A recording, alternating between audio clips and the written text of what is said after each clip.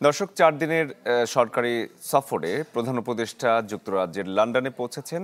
সফরের বিস্তারিত খবর জানাতে লন্ডন থেকে এই মুহূর্তে আমাদের সাথে যুক্ত হয়েছেন সহকর্মী লিপটন কুমার।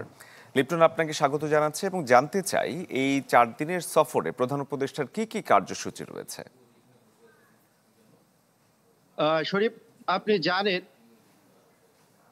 আজকে প্রধান উপদেষ্টা চ্যাথাম হাউজে বক্তব্য রাখবেন। আন্তর্জাতিক থিঙ্ক ট্যাঙ্ক চ্যাথাম হাউজে আজকে সকাল লন্ডন সময় 11টায় তার ভাষণ দেওয়ার কথা রয়েছে। তিনি বাংলাদেশের সার্বিক প্রেক্ষাপট, যুব সমাজের করণীয় নিয়ে চ্যাথাম হাউজে আজকে বক্তব্য রাখবেন। বক্তব্য শুরু হওয়ার কথা রয়েছে 11টা থেকে 12টার মধ্যে তিনি বক্তব্য দিবেন।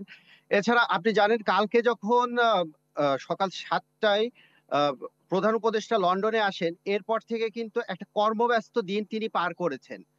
প্রথমেই সকাল 12টার দিকে তিনি তার প্রথম বৈঠকটি আসলে করেছিলেন এয়ারবাসের সাথে বৈঠকে প্রধান উপদেষ্টা মূলত আপনি জানেন এয়ারবাস হচ্ছে আন্তর্জাতিক একটা বিমান সংস্থা। তারা বাংলাদেশের বিমানের সাথে একসাথে কাজ করার একটা প্রত্যয় ব্যক্ত করেছেন এবং তারা প্রধান উপদেষ্টার সাথে এই বৈঠকে জানিয়েছিলেন যে তারা বছরে প্রায় 800-র বেশি বিমান সারা পৃথিবীতে দিয়ে থাকে। তারা হেলিকপ্টার রপ্তানি করে।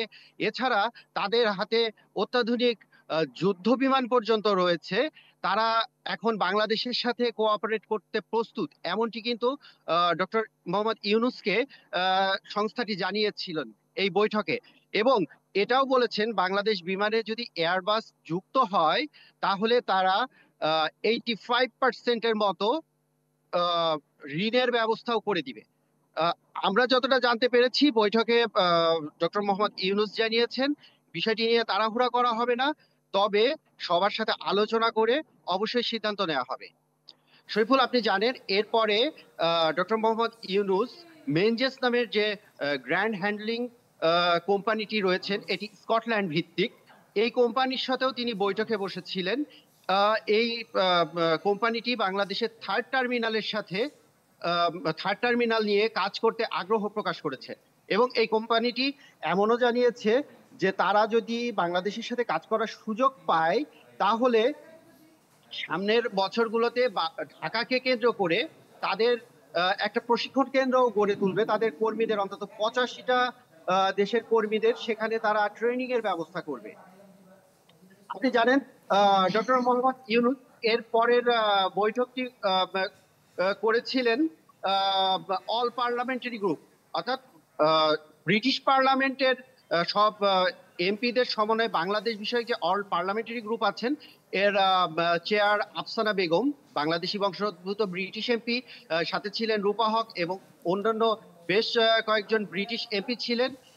তারা প্রধান উপদেষ্টার সাথে দেখা করেছেন, প্রধান উপদেষ্টাকে বাংলাদেশ সম্পর্কে নানা বিষয়ে প্রশ্ন করেছেন এবং প্রধান উপদেষ্টা সেই প্রশ্নগুলোর উত্তর তাদের কাছে দিয়েছেন।